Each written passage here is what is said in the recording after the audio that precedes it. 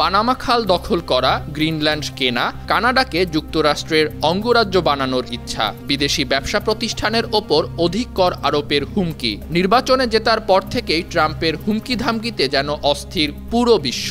মার্কিন মসনদে না বসতেই পুরো বিশ্বকে অস্থির করে রাখা ডোনাল্ড ট্রাম্প শপথ নেবেন সোমবার। মার্কিন সংবাদ মাধ্যম নিউজ ব্রডকাস্টিং কর্পোরেশন এনবিসি বলছে, শপথের দিনে ট্রাম্প মোট 11টি নির্বাহী আদেশে সই করবেন। আর কলমের এই খোঁচায় কপাল পুড়তে যাচ্ছে দেশটিতে থাকা লাখ লাখ অভিবাসীর। অবৈধ অভিবাসীদের বিতরণের পাশাপাশি যুক্তরাষ্ট্রে জন্মসূত্রে নাগরিকত্ব লাভের সুযোগ বন্ধের বিষয়টি থাকছে এই আদেশে। এছাড়া বাইডেন আমলের মুক্ত সীমান্ত নীতি, কংগ্রেস ভবন ক্যাপিটাল হিলে হামলার মামলায় আসামিরাও মুক্তি পেতে পারেন। নির্বাচনে হেরে 2021 সালের 6 জানুয়ারি ট্রাম্পের সমর্থকরা গুরুত্বপূর্ণ এই ভবনে ব্যাপক ভাঙচুর চালায়।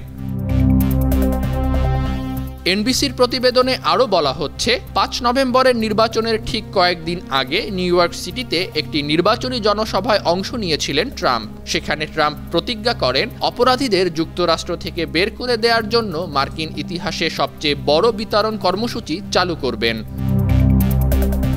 2022 সালের সরকারি এক হিসেবে যুক্তরাষ্ট্রে প্রায় 1,10,00,000 অভিবাসী অবৈধভাবে আমেরিকায় বসবাস করছে। তাদের মধ্যে অর্ধেক অভিবাসী বিভিন্ন অপরাধে জড়িত আছে।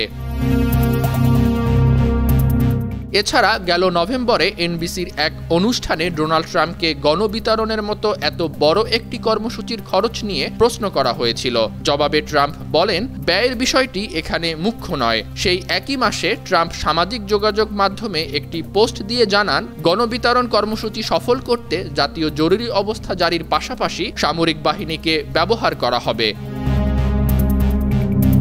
অভিবাসীদের বের করে দেওয়ার পাশাপাশি ট্রাম্প তার নির্বাহী ক্ষমতা দিয়ে যুক্তরাষ্ট্রে জন্মসূত্রে নাগরিকত্ব লাভের বিধানটিও ছেঁটে ফেলবেন। গেল ডিসেম্বরে এনবিসির একটি অনুষ্ঠানে শপথের প্রথম দিন জন্মসূত্রে নাগরিকত্বের নিয়ম বাতিল করবেন কিনা উপস্থাপক ক্রিস্টেন ওয়েলকার ট্রাম্পকে প্রশ্ন করেছিলেন। জবাবে ট্রাম্প বলেন, অবশ্যই 14th সংশোধনীর মাধ্যমে যুক্তরাষ্ট্রের সংবিধানে এই সুবিধা যুক্ত করা হয়েছিল।